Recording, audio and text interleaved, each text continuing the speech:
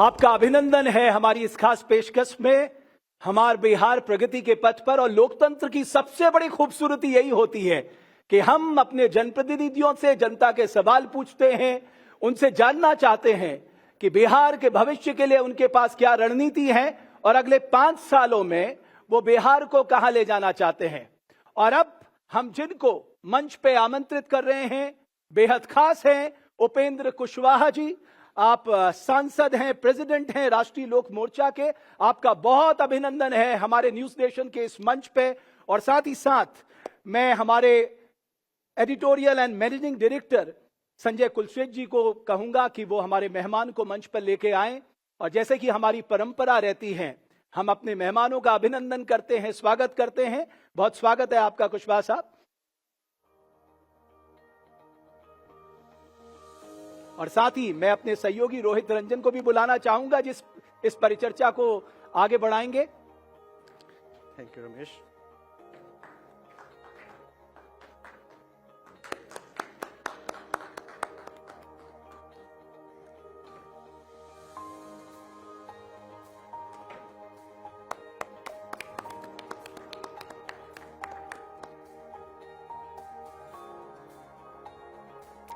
आइए सर, हाँ, इसमें माइक ले लीजिएगा बस।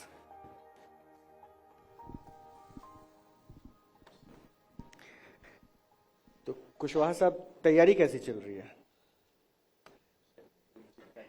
वैसे तैयारी किस, आवाज आ रही है? हाँ, आवाज आ रही है। तो तैयारी किस खेमे के लिए इस बार ज्यादा कर रहे हैं? 2014 में आपने यूपीए के लिए तैयारी की, फिर एनडीए के लिए, तो इस बार एनडीए के लिए तैयारी चल रही है? 2014 में एनडीए, अच्छा यूपीए। इतना हो गया कन्वर्जन की थोड़ा कंफ्यूजन हो जा रहा है। इस बार तो फिक्स है ना? लेकिन देखिए, इस तरह का सवाल आप पूछ रहे हैं। फिक्स्ड कहीं है तो एनडीए ही फिक्स्ड है, और कहीं कोई उसमें इस बार जो कुछ भी मीडिया के माध्यम से इधर उधर की बात चलते रहती है, 100% से ज्यादा फिक्स्ड है। नहीं सर, एक स्टेटमेंट आपने दिया था ना, नाव डूबेंगे तो सब साथ डूबेंगे, तो उसके बाद से कयासों का बाजार साथ डूबेंगे तो हमने यह नहीं कहा कि नाव डूबने लगेगी तो आप लोग डूब जाइएगा, हम छोड़कर भाग जाएंगे, यह तो हमने नहीं कहा।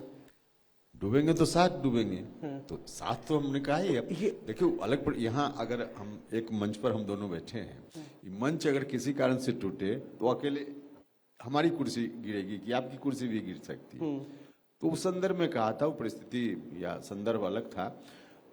और जो बात भी हमने कही थी बिल्कुल सही बात कही थी, इसमें क्या दिक्कत है? तो सर, कितनी सीटें इस बार मतलब आपके दल को मिल रही है? क्या उम्मीद लेके चल रहे हैं?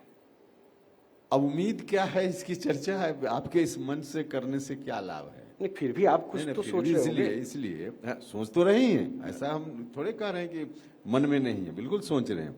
लेकिन आपके मन से चर्चा करेंगे तो उसका थोड़ा नुकसान भले हो सकता है, लाभ तो कुछ नहीं होना है। तो कौन आदमी ऐसा काम करेगा जिसमें नुकसान की ही आशंका है और लाभ का कोई नहीं? मैं आपके विपक्षी दलों की चर्चा में सुन रहा था कि इस बार आप बार्गेन पावर नहीं रख रहे हैं, इसलिए हो सकता है कि आपको कम सीट भी दे तो एनडीए उसमें। अब इसकी चिंता विपक्ष को क्यों है? इसकी चिंता दूसरे लोगों को नहीं करनी चाहिए, इसकी चिंता तो हमको करनी है ना, कम सीट ज्यादा सीट। अब दूसरे लोग चिंता आप कर रहे हैं कि विपक्ष के लोग कह रहे हैं कि शायद इसके चलते इनको कम सीट मिलेगी, तो इसकी चिंता उनको क्यों है? तो कहीं ऐसा तो नहीं कि वो चाह रहे हो कि आप उनके साथ वापस आ जाए? कोई मतलब नहीं है। एनडीए के साथ जनता खड़ी है, इसलिए एनडीए की सरकार बनेगी और पूरी मजबूती के साथ। एनडीए के साथ जो लोग भी हैं सब लोग रहने वाले। तेजस्वी से कोई दिक्कत है क्या आपको? व्यक्तिगत रूप से किसी से क्या दिक्कत रहेगी? डेमोक्रेसी है, डेमोक्रेसी में सब लोगों को भारत के संविधान ने स्वतंत्रता दी है कि आप अपने हिसाब से राजनीति कीजिए, पार्टी चलाइए, इसमें क्या दिक्कत है? तो व्यक्तिगत रूप से मुझको कोई दिक्कत तेजस्वी या किसी से भी नहीं है। हाँ, राजनीति की जहाँ तक बात है तो उसके हिसाब से राजनीति अपने हिसाब से चलती है, तो हम हैं उनके खिलाफ वाले गठबंधन में है, इसलिए बाकी व्यक्तिगत क्या दिक्कत? जब नीतीश जी तेजस्वी के साथ आए उस वक्त भी आप थोड़े खफा हो गए थे, ऐसा? निश्चित रूप से अब राजनीति की बात जहाँ होगी तो तेजस्वी और हमारा रास्ता अलग अलग है, और इसलिए हमने बार बार उस वक्त भी नीतीश जी से भी कहा, और आज भी हम यह बात कर रहे हैं कि नीतीश जी ने अपने जीवन में कुछ गलती की है, जिसमें सबसे बड़ी गलती आरजेडी के साथ उनका जाना। राजनीतिक रूप से गलती की बात हम करें, आरजेडी के साथ जाना बहुत ही ब्लंडर था। बहुत बड़ी गलती उनके लिए थी और इसीलिए हमने उस वक्त भी आग्रह किया लगातार कि नीतीश जी आप गलत रास्ते पर जा रहे हैं, आप वापिस आइए। हमको खुशी है कि नीतीश जी वापिस आ गए, एनडीए में साथ हैं, उनके नेतृत्व में एनडीए है। गलती किस भाव में आप बताना चाह रहे हैं? ऐसा तो नहीं कि आरजेडी को पुनर्जीवित करने का काम नीतीश कुमार ने किया है, इसकी चर्चा होने लगी, कुछ ऐसा कह रहे हैं क्या आप? आरजेडी को तो वाकई नीतीश जी ने पुनर्जीवित कर दिया, कुरामीन दे दिया, वरना वो तो वेंटिलेशन पर था, मौत की ओर आरजेडी बढ़ रहा था। तो वेंटिलेशन से हटाकर इस तरह का पुनर्जीवन तो उन्होंने दे दिया, इसमें कहाँ कोई दो राय। लेकिन हमने कहा ना कि नीतीश जी इस पॉइंट पर गलत थे, नहीं करना चाहिए था, लेकिन हो गया, चलिए। तो अच्छा ठीक है, नीतीश जी से अगर गलती हो गई, मैं तेजस्वी के बारे में चूंकि आपसे पूछ रहा था, आपने देखा है तो उनमें प्रतिभा की कमी दिख रही है आपको? क्या वो मेहनत कर रहे हैं? मेहनत युवा कर रहे नेता हैं, करें अभी, लेकिन बहुत मेहनत करने की जरूरत है उनको, अभी गुंजाइश नहीं है। मेहनत करें, अब भविष्य बिहार की जनता तय करेगी। नहीं, तो आप बोल रहे हैं बिहार की जनता तय करेगी, आपने निशांत कुमार का नाम आगे कर दिया, नीतीश जी के बेटे का, वो भी तो बिहार की जनता पे छोड़ देते। नहीं, आगे कर दिया का क्या मतलब? आपने ठीक से अगर देखा हो या लोगों को मालूम है, हमने कभी नहीं कहा कि निशांत को नीतीश जी राजनीति में ले आए या राजनीति में आ जाएं। यह तो व्यक्तिगत डिसीजन होता है न किसी का, इसलिए हम कैसे किसी के बारे में, हमने यह कभी नहीं कहा। हमने अलग संदर्भ में कहा था नीतीश जी से कि पार्टी की जवाबदेही, क्योंकि एक स्टेज के बाद जनता दल यूनाइटेड का कोई ना कोई उत्तराधिकारी तो होगा, तो कोई ना कोई उत्तराधिकारी होगा। अच्छा, यह हम नहीं कर रहे हैं, नीतीश जी ने अभी से 3-4 साल पहले ही महसूस किया था। अगर महसूस उन्होंने किया तभी तो उस वक्त उत्तराधिकारी की बात नीतीश जी करने लगे थे जब आरजेडी के साथ थे। खुद ही उनको लगा कि अब हमको पार्टी का उत्तराधिकारी किसी न किसी को लाना चाहिए, तो इसलिए उन्होंने उत्तराधिकारी की बात की। तो हमने पार्टी के संदर्भ में कहा, देखिए नीतीश जी का बहुत बड़ा अनुभव है, लंबा अनुभव है सरकार चलाने का, और बहुत ही तरीके से अच्छा काम करते हुए सरकार उन्होंने चलाई है। इस बात का लाभ, उनके अनुभव का लाभ बिहार को मिले, अभी भी उसकी आवश्यकता है।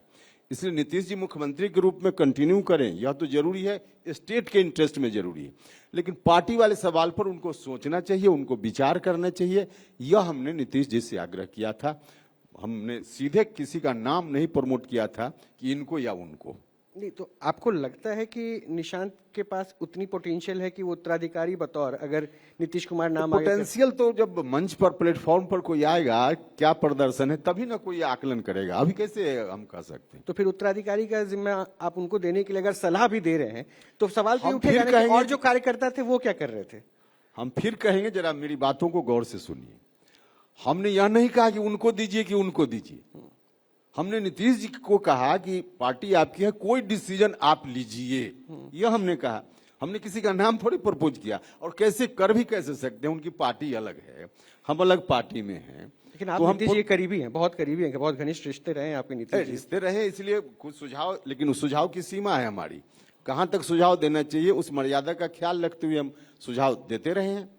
उस मर्यादा को लांघ करके पार्टी के अंदर किसको क्या बनाए, यह सुझाव देना मेरा काम नहीं। तो इसलिए हमने नाम नहीं किसी का प्रपोज किया ना कभी, हमने उनके ऊपर छोड़ा है कि आप डिसीजन लीजिए, क्या डिसीजन लेना है उनका विषय है ना। अच्छा, तो बिहार में अभी जो स्थिति चल रही है उसमें कुछ मुद्दे, चूंकि आप शिक्षक हैं, अब शिक्षक चूंकि आप रहे हैं इसलिए ताउम्र आप शिक्षक के तौर पर पहचाने जाएंगे। जब लालू काल था उस वक्त में चरवाहा विद्यालय खुला, और आप पे इल्जाम अब यह लगाया जा रहा है कि भाई आपके काल में तो अच्छे अच्छे विद्यालय की कमी हो गई, स्कूल इंस्टीट्यूशन नहीं रहे, पलायन हुआ, बच्चे पढ़ने बाहर जा रहे। शिक्षण संस्थान में क्यों नहीं बिहार डेवलप हो पाए? क्यों कोटा जाना पड़ रहा है, क्यों दिल्ली जाना पड़ रहा है यहाँ के लोगों को, बच्चों को? देखिए, हम बार बार सब मन से कहते हैं, हमको कहने में कोई गुरेज नहीं है, एनडीए में हम हैं। बिहार की सरकार ने, नीतीश जी ने बहुत ही अच्छा काम किया है सभी सेक्टर में, लेकिन 2 सेक्टर ऐसा है, एक एजुकेशन और एक हेल्थ। इसमें जितना काम होना चाहिए उतना नहीं हुआ है, यह सच है, इसको हम स्वीकार करते हैं। लेकिन ऐसा भी नहीं कह सकते कि काम जीरो है, काम बहुत हुआ है, लेकिन अभी और बहुत कुछ करने की जरूरत है।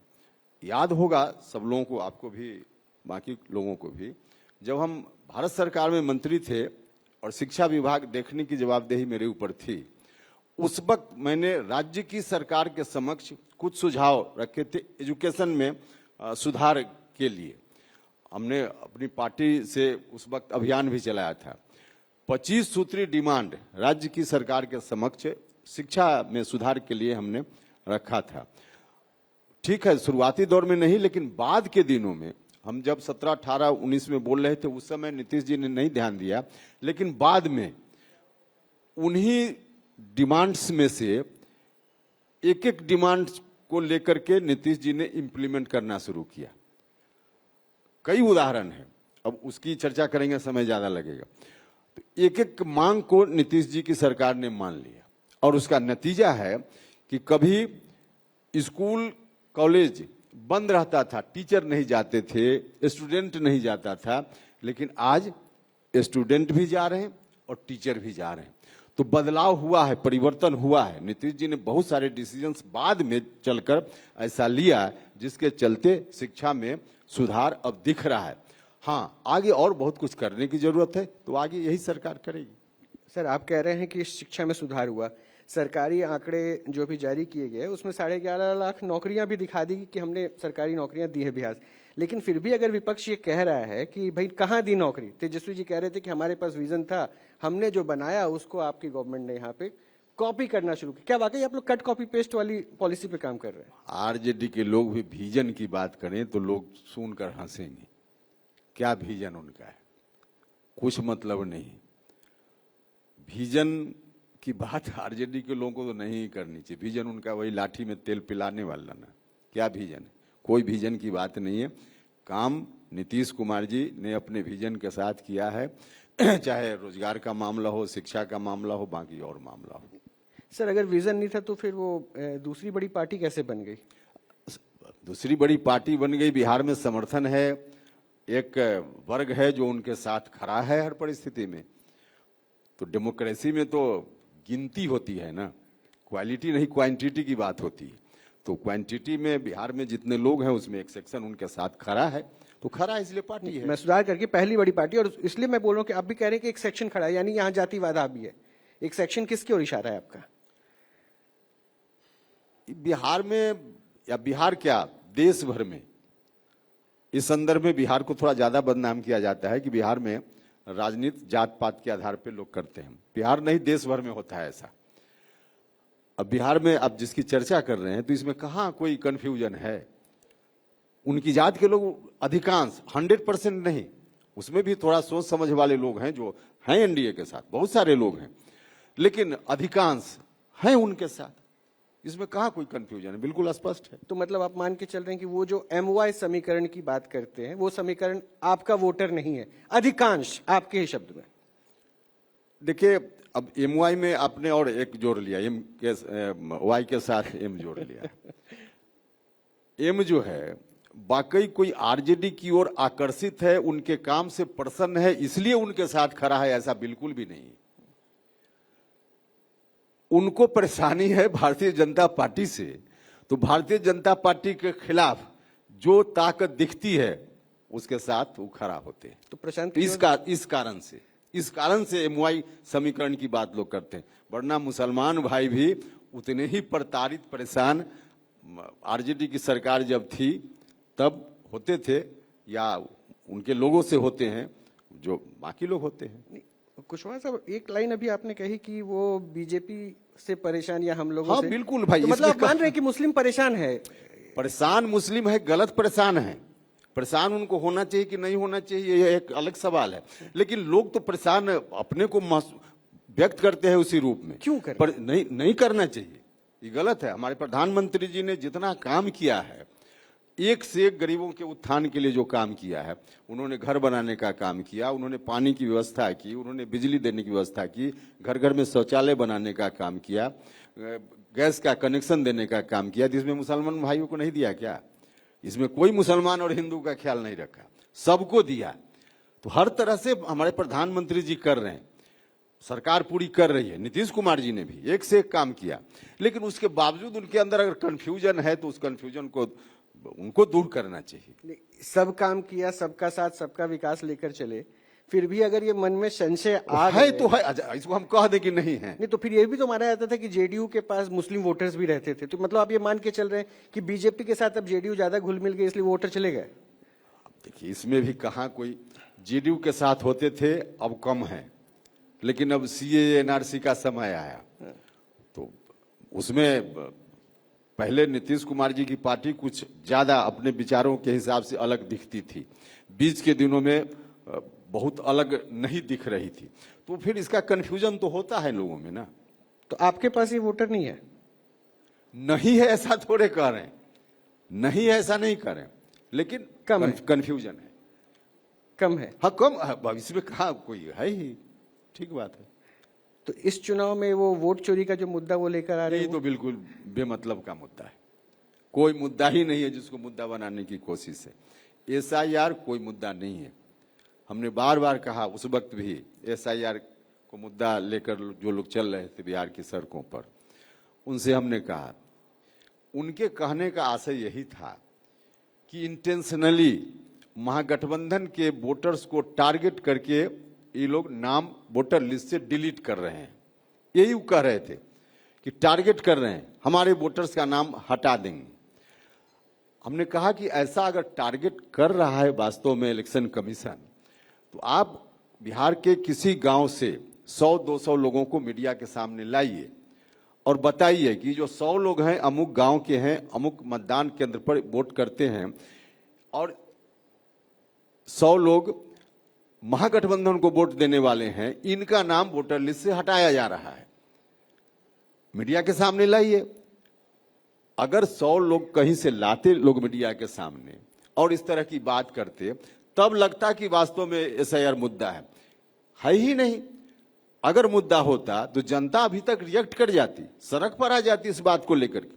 किसी का वोट का अधिकार छीन लेना, संविधान ने सबसे बड़ा अधिकार यही दिया है देश में, वोट का अधिकार, इसको अगर सरकार छीन ले इंटेंशनली तो लोग मानेंगे? बिल्कुल नहीं मानेंगे। तो ऐसा है ही नहीं, इसलिए कोई इशू नहीं। सर आप कह रहे हैं कोई इशू नहीं है, तो बताइए मुझे इस बार इशू है क्या बिहार में? आपके मुताबिक पलायन मुद्दा नहीं है, पलायन होता रहा, हमने तो इंडस्ट्रियलाइजेशन ला दिया। आपके मुताबिक रोजगार मुद्दा नहीं है, आंकड़ों में तो हमने 10 छोड़िए 11.5 लाख से ऊपर रोजगार दिखा दिया। आपके मुताबिक हम शिक्षा में अच्छा काम कर रहे हैं, सब कुछ कर ही रहे हैं, तो फिर रैली में ज्यादा नहीं होगी, फिर तेजस्वी को मेहनत करना चाहिए, फिर मुद्दा क्या है? हमने कभी कहा जिन चीजों का आप नाम ले रहे हैं कि सब मुद्दा नहीं है? हमने तो बिल्कुल नहीं कहा।